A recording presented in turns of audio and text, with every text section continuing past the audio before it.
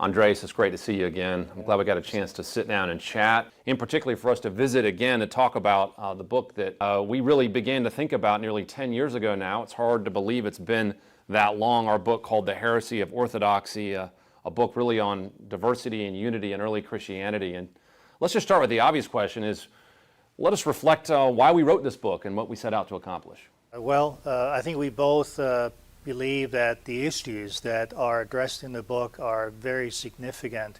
When you think about it, it's all about foundations. It's about the foundations of our faith, about Christianity, the origins of Christianity, the apostolic gospel, who is Jesus Christ, is he the Messiah, and then can we trust our Bibles?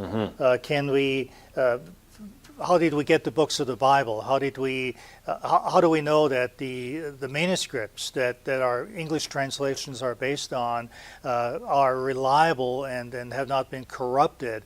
And as you know, the detractors of Christianity, they know that too, and so they are basically trying to attack Christianity at the very foundations, the origins.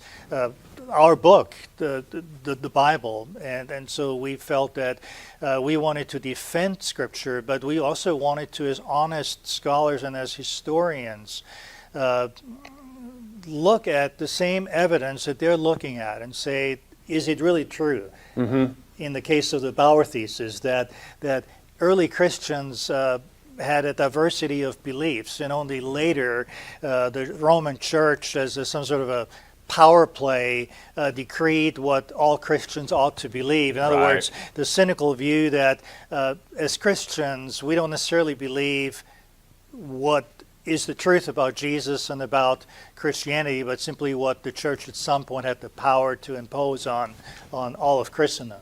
Yeah, absolutely. I mean, I remember when you and I originally talked about this book years ago. I mean, the word that was just being sort of kicked around in modern scholarship was this word diversity, and we know that comes from Walter Bauer's original thesis, this idea that in early Christianity, there really was no early Christianity. There was just Christianities, plural. And so I'm reminded again about sort of why that's so critical, as you said, because if there's no such thing as original Christianity and we can't know what it is, then what we say we're doing now isn't really anything significant at all. And I know that was a large part of why we originally wrote this book. Say a quick word also about Walter Bauer. People hear that name and think, who is this guy? And can we summarize his thesis in sort of a couple sentences? What would you say in response to that? Well, he's a very influential scholar. Most people actually know him for his work in Greek lexicography, the famous Bauer lexicon that is still the standard today after all those years.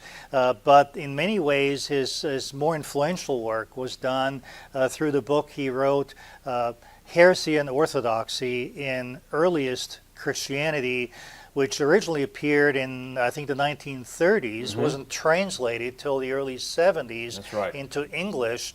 And so in the English-speaking world, it's been especially since then that his work has been very influential.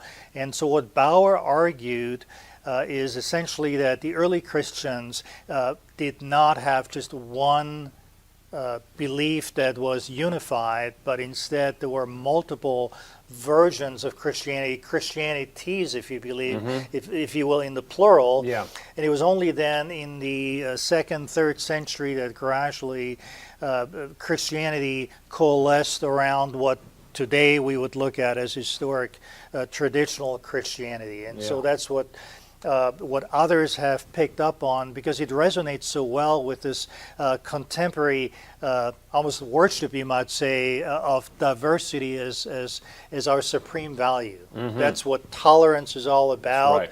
And so it really puts us as Christians on our heels, because we find ourselves being presented as bigoted, as narrow-minded, as intolerant.